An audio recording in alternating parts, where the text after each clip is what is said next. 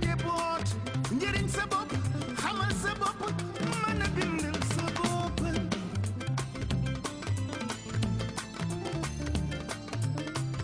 jàng du wees jàngi leen jàngi leen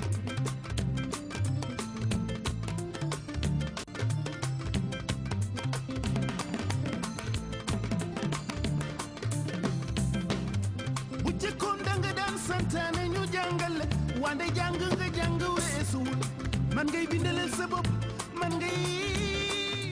Good evening, viewers, wherever you might be watching Grts. This is Education Forum, your usual educational program that comes to your way every Saturday at this time, sponsored by the Ministry of Basic and Secondary Education, where we try to look at the issues surrounding the operation of the Ministry of Basic and Secondary Education in relation to the achievement of educational goals. And as usual, we always have a topic to discuss, and then we always have officials here who are kind of related to that topic to talk to us about that topic. And then the topic today, or topic of discussion today, is going to be on secondary education, developed by the Ministry of Basic and Secondary Education in collaboration with other partners. The panelists that I have with me here tonight are going to be talking to us about this very important activity undertaken by the ministry with its collaborators. Sitting on my immediate right is Mamadou Jeng. Mr. Jeng is the Principal Education Officer, PEO, and Head of In-Service Education and Training. On my immediate left, I have Madam Aisadun Dao.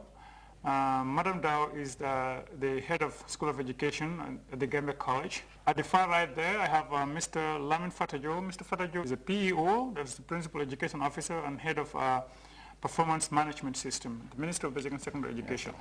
Gentlemen, a lady, welcome to this program. We're going to be talking to Mr. Jeng, who is the Head of In-Service Education and Training, to tell us, in the first place, what's the rationale behind coming up with the idea of reforming the curriculum? Thank you, Jamal, and good evening, viewers. The curriculum framework for basic education that we are discussing tonight came about as a result of the ongoing reforms at the Ministry of Basic and Secondary Education.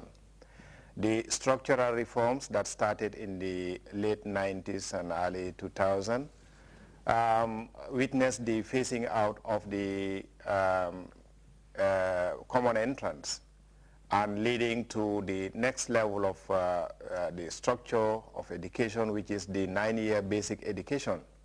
But that structural reform needs to be accompanied by, curriculum reform. And that is why we are coming up with the curriculum framework for this level, which is the 9-year basic education in the Gambia. This is mainly the rationale for this curriculum framework that we have. Of course, the discussion started way back in 2007, when education ministries were invited to a meeting at Kigali to look at education systems in Africa, which is part of the BIP. This is a program called Basic Education for Africa programs.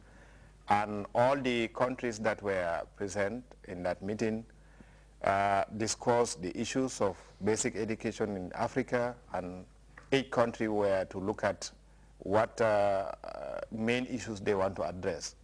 And for the Gambia, we already had the structural reforms. We chose to go into the BIP process through a curriculum reform. And to really reform your curriculum, you need to have main guidelines and framework in a form like the one we have here. That is the curriculum framework, because this is the framework now that will guide the curriculum processes in the basic education level. Okay, thank you so very much, Mr. Jeng. Madam Dao, you're the head of School of Education at the Gambia College, and we know how crucial Gambia College is when it comes to the education system. Now, coming into being of this curriculum, I know which is it's a product of multi-stakeholder effort. At what stage did we have the stakeholders involved in the coming into being of this curriculum, and what's the significance of such involvement of stakeholders in developing the curriculum? Thank you very much, Jamal. Good evening, viewers. Right at the start of this, the development of the curriculum framework, a lot of stakeholders were involved.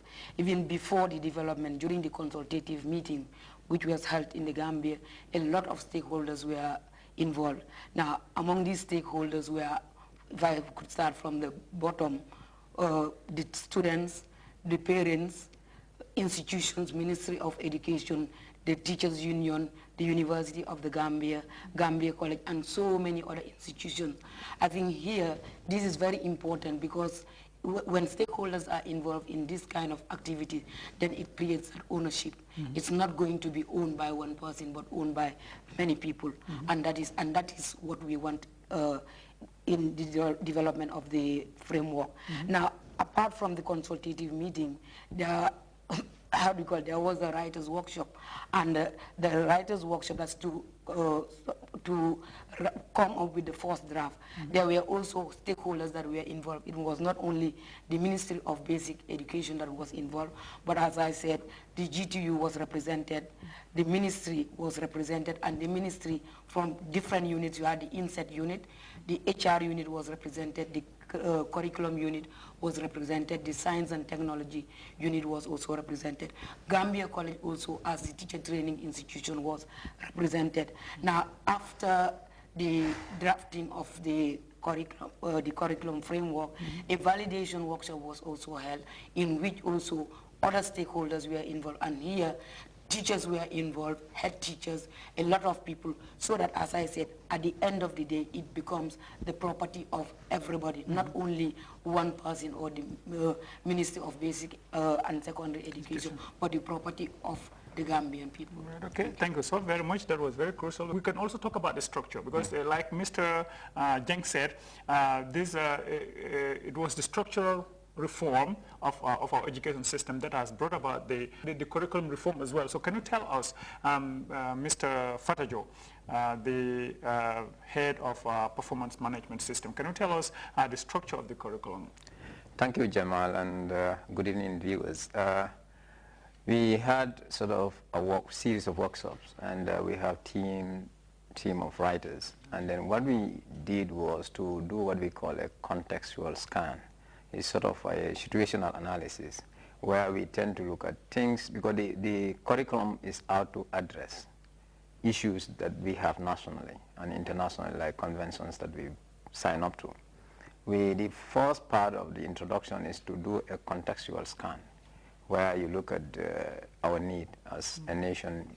You look at environment, you look at population dynamics, you look at the protocols that we sign up to, the Education for All goals, the Millennium Development Goal. And nationally, we look at the policy, the education policy, so that it is responsive to the education policy.